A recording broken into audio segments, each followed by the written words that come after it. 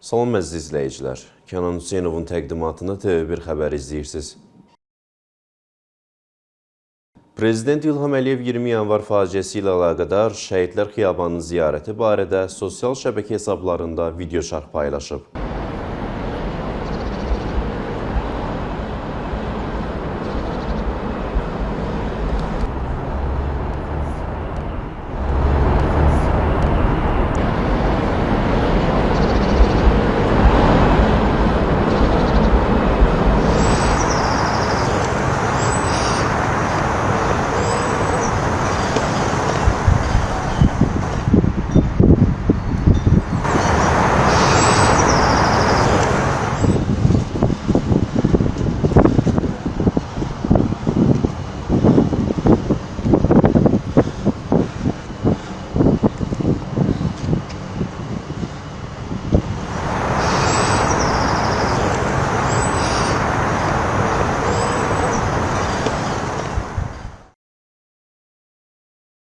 Azərbaycan Respublikasının birinci vitse-prezidenti Mehriban Əliyeva sosial şəbəkə hesablarında 20 yanvar faciəsinin 36-cı il dönümü ilə bağlı paylaşım edib. Paylaşımda 20 yanvar faciəsinin günahsız qurbanlarının əziz xatirəsini ehtiramla yad edirəm. Allah bütün şəhidlərimizə rəhmət eləsin deyə qeyd olunub. İsveçrənin Davos şəhərində Dünya İqtisadi Forumunun 2026-cı illik toplantısı keçirilir.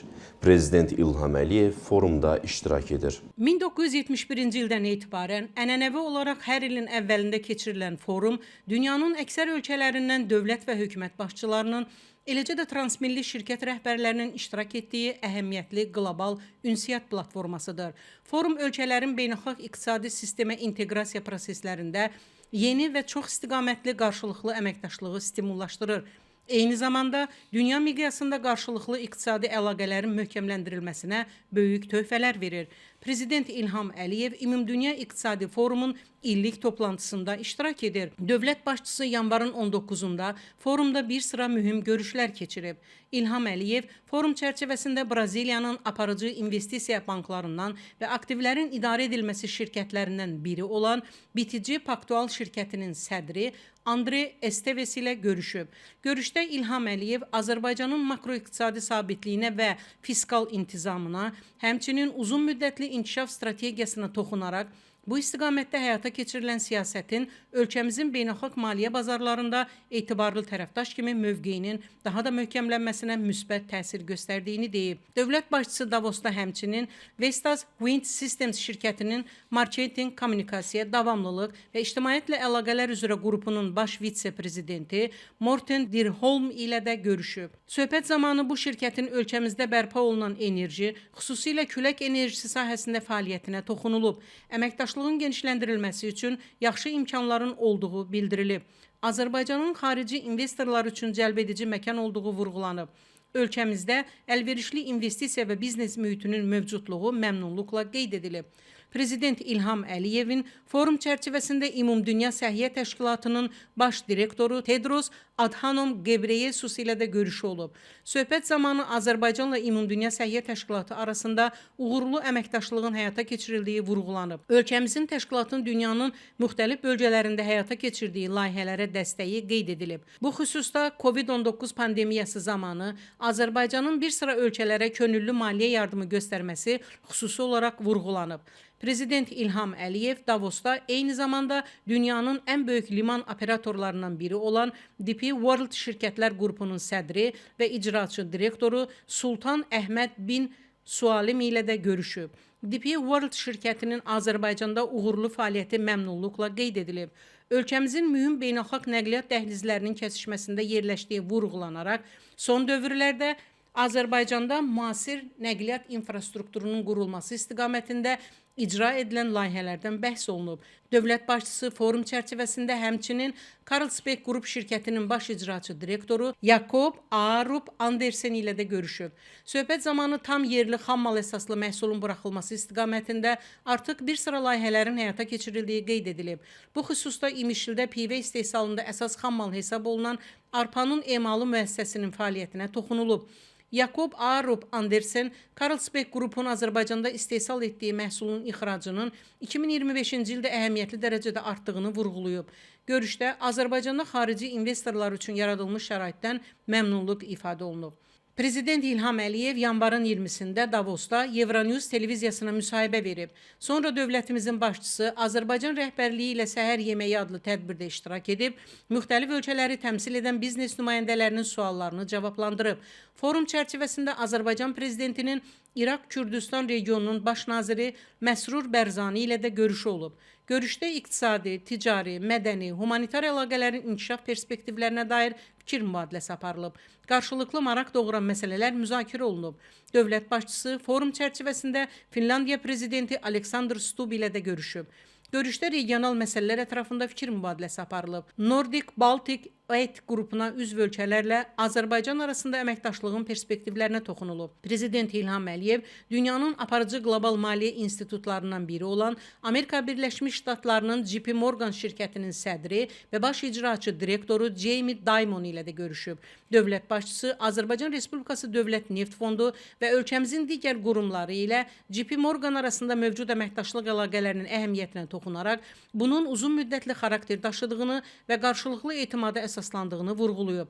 Azərbaycanın beynəlxalq maliyyə bazarlarında etibarlı tərəfdaş kimi mövqeyini yüksək qiymətləndirən Jamie Dimon, ölkəmizdə sabit investisiya mühitinin olduğunu deyib.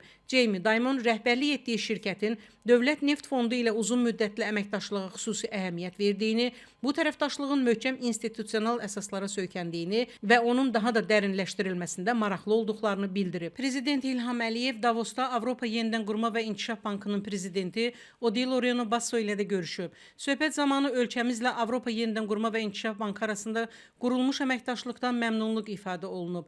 Bankın Azərbaycanda bir sıra uğurlu layihələr icra etdiyi bildirilib. Bu xüsusda bank tərəfindən ölkəmizin bir sıra bölgələrində, o cümlədən Gəncədə və Şəkidə su sektorunda müxtəlif layihələrin həyata keçirilməsi qeyd edilib.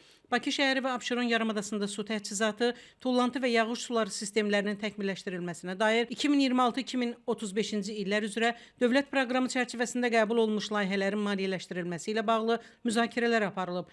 Görüşdə həmçinin bərpa olunan enerji sektorunda fəaliyyətin, Naxçıvanın nəqliyyat sisteminin yenilənməsinin, ölkəmizin ayrı-ayrı bölgələrində məişət tullantılarının zərərsizləşdirilməsi layihələrinin maliyyələşdirilməsi ilə bağlı fikir mübadiləsi aparılıb. Qeyd edək ki, Prezident İlham Əliyevin Dünya İqtisadi Forumunun illik toplantılarında keçirdiyi çoxsaylı və ölkəmizin gələcəyi üçün çox mühüm əhəmiyyət kəsb edən görüşlərdə ölkəmizin yaşıl enerji, tranzit potensialı və texnoloji innovasiyalar sahələrində böyük perspektivlərə malik olması iştirakçıların daim diqqətinə çatdırılır. Qarabağın bərpası fonunda Azərbaycanın regional lider kimi mövqeyinin daha da möhkəmlənməsi ölkənin beynəlxalq arenada müsbət imicinin formalaşmasına xidmət edir. Dövlət başçısının forumda indiyədək keçirdiyi çoxsaylı görüşlərin nəticəsi olaraq Azərbaycana xarici investisiyaların cəlb olunması artıb. Yeri gəlmişkən, Davos forumunda Prezident İlham Əliyevin keçirdiyi əksər görüşlər qarşı tərəfin xahişi ilə baş tutur. Xatırladaq ki, Prezident İlham Əliyev Dünya İqtisadi Forumunda dövlət başçısı kimi ilk dəfə 2007-ci ilin yanvarında iştirak edib. Həmin dövrdən etibarən Prezident İlham Əliyev Davos forumunda mütəmadi təmsil olunur. Mətanət Əliyeva, TV1. Yanvarın 20-sində Ümumxalq Üzün günündə Baş nazir Əli Əsədov, Milli Məclisin sədri Sahibə Qafarova, Prezident Administrasiyasının rəhbəri Samir Nuriyev, digər dövlət və hökumət rəsmiləri Şəhidlər Xiyabanını ziyarət ediblər. Dövlət və hökumət rəsmiləri Azərbaycanın azadlığı uğrunda həlak olan qəhrəman vətən övladlarının məzarları üzərinə tərgüllər düzüb, əziz xatirələrini ehtiramla anıblar. 20 yanvar, tarixin sınağında milli ləyaqət. 1990-cı ilin 20 yanvar hadisələri Azərbaycan xalqının tarixində ən ağır sınaqlardan biri olmaqla yanaşı, milli ləyaqətin və azadlıq iradəsinin sarsılmazlığını nümayiş etdirdi. 20 yanvar xalqımızın azadlıq mübarizəsinin simvoludur. 20 yanvar həm də tarixin sınağında milli ləyaqət mərhələsidir. Yanvarın 20-si milli dövlətin, Azərbaycanın ərazi bütövlüyünün bərpası, 190 illik müstəmləkə zülmündən xilas olmaq uğrunda mübarizənin rəmzi yüksək zirvəsidir. Bu tarix cəmiyyətə şəhidlik sözünü yeni çalarda təqdim etdi.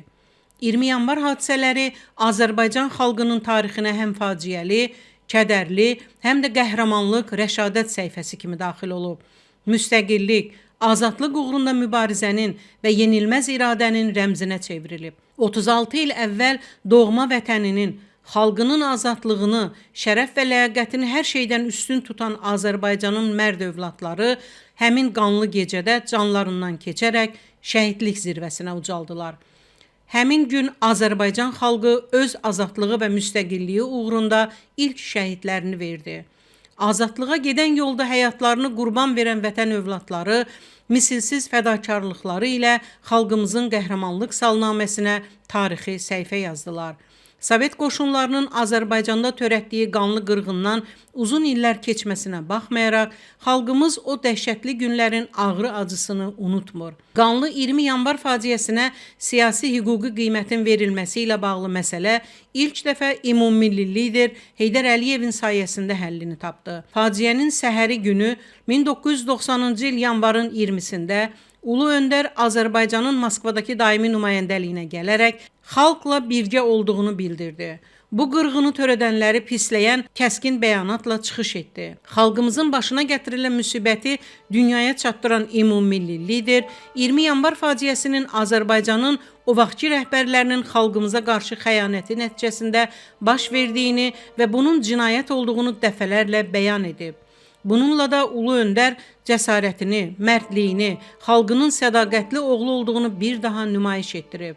1990-cı ilin iyulunda Moskvadan vətənə qayıdan ümummilli lider Heydər Əliyevin təşəbbüsü ilə həmin il noyabrın 21-də Naxçıvan Muxtar Respublikasının Ali Məclisində 20 yanvar faciəsinə ilk dəfə siyasi hüquqi qiymət verən qərar qəbul olundu. Bu qərar Ulu Öndər Heydər Əliyev qətiyyətinin təzahürü kimi tarixə düşdü. Azərbaycan müstəqilliyini bərpa etdikdən sonra da 1993-cü ilə qədər iqtidarda olanların heç biri faciə ilə bağlı əsl həqiqəti aşkar etməyə özündə cəsarət tapmadı. Yalnız Azərbaycan xalqının ümummilli lideri Heydər Əliyevin ölkə rəhbərliyinə qayıdışından sonra 20 yanvar hadisələrinin hüquqi müstəvidə əsl mahiyyəti açıqlandı. 1994-cü ildə 20 yanvar hadisələrinə dövlət səviyyəsində tam siyasi hüquqi qiymət verildi və cinayəti törədənlərin adları ictimaiyyətə çatdırıldı. 20 yanvar ümumxalq hüzn günü elan edildi. Azərbaycan xalqı 20 yanvar faciəsi qurbanlarının xatirəsini dərin ehtiramla yad edir. Ölkəmizin müstəqilliyi və ərazi bütövlüyü uğrunda mübarizədə canlarından keçmiş bütün şəhidlərin ruhları bu gün şaddır. Çünki Müzəffər Ali Başkomandanın rəhbərliyi ilə Azərbaycan ordusu xalqımızın 30 illik həsrətinə son qoydu, torpaqlarımızı erməni işğalından azad etdi və suverenliyimiz tam bərpa olundu.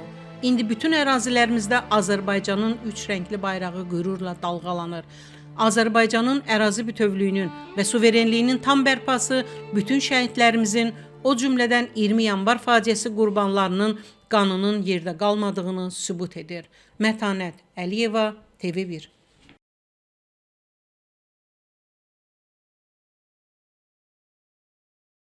20 yanvar Azərbaycan xalqının azadlıq və müstəqillik uğrunda apardığı mübarizənin ən faciəli, eyni zamanda ən şərəfli səhifələrindən biridir.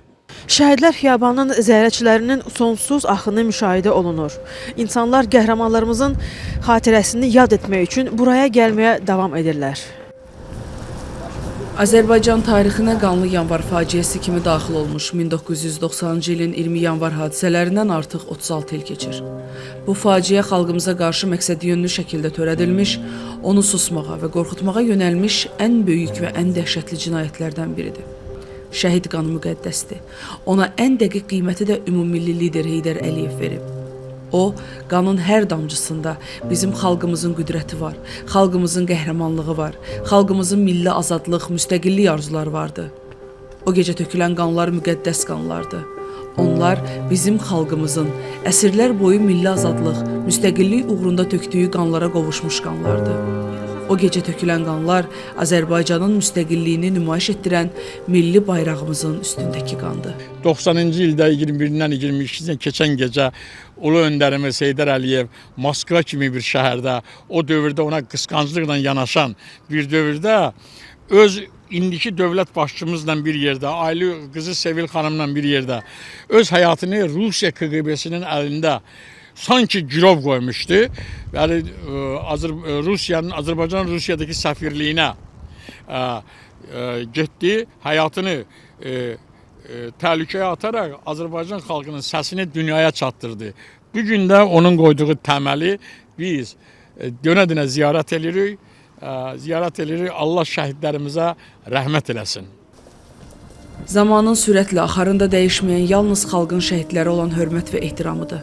O vaxtdan başlayaraq Şəhidlər Xiyabanı xalqımızın müqəddəs ziyarətgahından birinə çevrilib. Bakının ən hündür nöqtələrinin birində yerləşən bu məkan həm ümummilli kədər və istirabın, həm də xalqımızın mübarizliyinin yenilməz iradəsinin təcəssümüdür.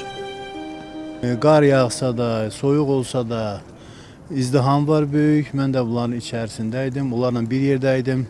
Gəlməkdə Kickboks Federasiyasının Zaqatala filialını tərənnüm eləyirəm mən.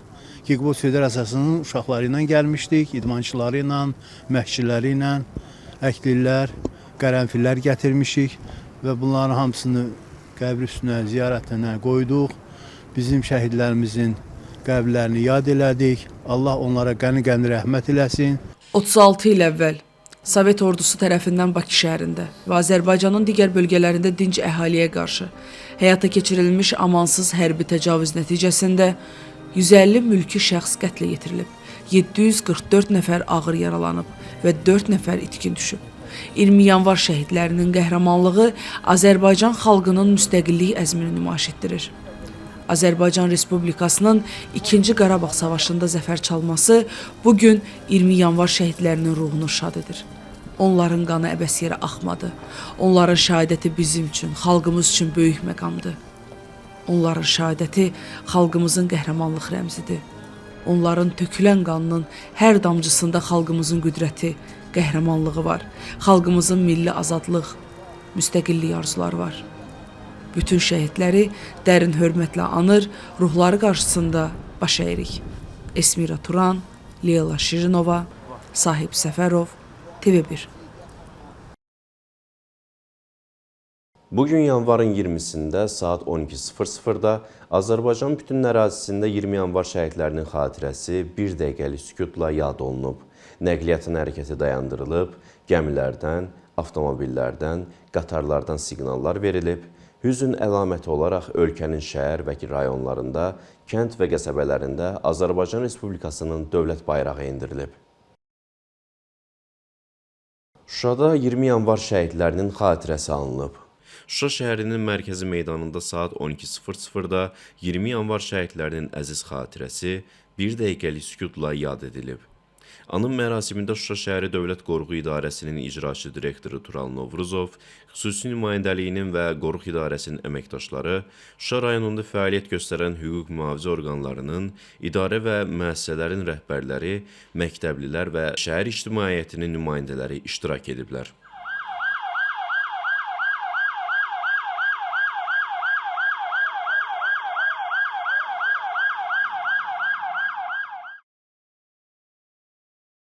Yanvarın 20-sində Azərbaycanın Xarici İşlər Naziri Ceyhun Bayramovla Türkiyənin Xarici İşlər Naziri Hakan Fidan arasında telefon danışığı olub. Telefon danışığı zamanı Azərbaycan-Türkiyə arasında iki tərəfli, habelə beynəlxalq təşkilatlar çərçivəsində əməkdaşlıq müzakirə olunub. Bununla yanaşı regional təhlükəsizlik məsələləri, yaxın şərqdə vəziyyət, eləcə də Azərbaycan-Ermənistan normallaşma prosesi ətrafında fikir mübadiləsi aparılıb. Xankəndi şəhərinə yanvarın 21-də ilk köç olacaq. Müxtəlif yerlərdə məskunlaşan, çətin şəraitdə yaşayan keçmiş məcburi köçkünlərin bir qismi Xankəndinə köçürüləcək. Xatırladaq ki, dekabrın 20-sində Xankəndinin Kərkicahan qəsəbəsinə ilk köç olub. Azərbaycan tərəfindən Ukraynaya humanitar yardım məqsədi ilə nəzərdə tutulmuş, elektrik avadanlıqlarından ibarət növbəti yük Sumqayıt Texnologiyalar Parkının ərazisindən yola salınıb. Yardımın göndərilməsi Azərbaycan Prezidenti İlham Əliyevin 2026-cı il 16 yanvar tarixli sərəncamına əsasən Energetika Nazirliyi tərəfindən təmin edilib. İndi isə xarici xəbərlərə keçid edək. Yanvarın 20-sində Avstraliyanın şərq sahili boyunca, o cümlədən Sidneydə 4 köpək balığının hücumlarından sonra onlarla çimərlik bağlanıb. Sidneydən təxminən 400 kilometr şimalda yerləşən Port Macquarie ətrafındakı çimərliklər sörf edərkən bir kişinin köpək balığı hücumuna məruz qalmasından sonra bağlanıb. Səhiyyə orqanlarının məlumatına görə o xəstəxanada müalicə olunur. Sağlamlıq vəziyyəti sabitdir. Surf Life Saving New South Wales təşkilatının icraçı direktoru Steven Pearson sözlərinə görə əhaliyə bir müddət çimərliklərdən çəkinmək tövsiyə olunur. Suyun keyfiyyəti o qədər aşağıdır ki, bu köpək balığının fəaliyyəti üçün çox əlverişlidir deyə Pearson bildirib. Çimərliklərin bağlanması Cənub yarımkürəsində yay mövsümünün ən qızğın vaxtına təsadüf edir. Çünki Avstraliyadakı çimərliklər adətən yerli sakinlər və turistlərlə dolu olur. Mühafizə qruplarının məlumatına görə Avstraliyada hər il təxminən 20 köpək balığı hücumu baş verir ki, bunlardan 3-ü ölümcül olur. Bu rəqəmlər ölkə çimərliklərində boğulma hallarının sayı ilə müqayisədə çox azdır. Daxili İşlər Nazirliyinin Nəqliyyatı İntellektual İdarəetmə Mərkəzi sürücülərə müraciət ünvanlayıb. Verilən proqnoza görə paytaxtda havanın gecə saatlarında şaxtalı olacağı gözlənilir. Bəzi yolların buz bağlayacağı və sürüşmə ehtimalının artacağını nəzərə alaraq, sürücülər nəqliyyat vasitəsini sürətlə idarə etməkdən çəkinməlidirlər. Onların ehtiyatlı davranması, eləcə də nasazlıq baş verdikdə avtomobili dərhal yolun kənarına çəkməsi vacibdir. Eyni zamanda yollarda sürücülər üçün təhlükəli vəziyyət yaranacağı təqdirdə bir sıra küçə və prospektlərdə sürət həddinin endiriləcəyi vurğulanıb. Həmçinin diqqətə çatdırılıb ki, Nəqliyyatı İntellektual İdarəetmə Mərkəzi yol hərəkəti iştirakçılarının mütəmadi məlumatlandırılmasını təmin edəcək. Qazaxda yağan güclü qar ciddi fəsadlara yol açıb. Hadisə rayonun Abbasbəyli kəndində qeydə alınıb. Belə ki, ötən gecədən başlayan güclü qar nəticəsində kənd sakininə məxsus evin talvarı çöküb. Nəticədə vətəndaşa məxsus Chevrolet Malibu və Chevrolet Cruze markalı minik maşınları talvarın altında qalaraq əzilib. Hazırda qarın yağması davam edir. Dünya bazarında qızılın qiyməti kəskin artıb. New York'un COMEX əmtəə birjasında qızılın bir troya ünsiyasının qiyməti 119,1 dollara artaraq 4714,5 dollar təşkil edib. Gümüş isə 5,67 dollar artaraq 94,21 dollara bərabər olub. İndi isə hava haqqında məlumatla tanış olaq. Milli Hidrometeorologiya Xidmətinin məlumatına əsasən Bakıda və Abşeron yarımadasında hava şəraitinin arabir yağıntılı olacağı, qar yağacağı gözlənilir. Gündüz yağıntılar tədricən kəsiləcək. Arabir güclənən şimal-qərb küləyi gündüz zəifləyəcək. Havanın temperaturu gecə 2 dərəcə şaxtadan 1 dərəcəyə dək isti, gündüz isə 2-4 dərəcə isti olacaq. Bugünə çatdıracaqlarımız bu qədər. Sağ olun.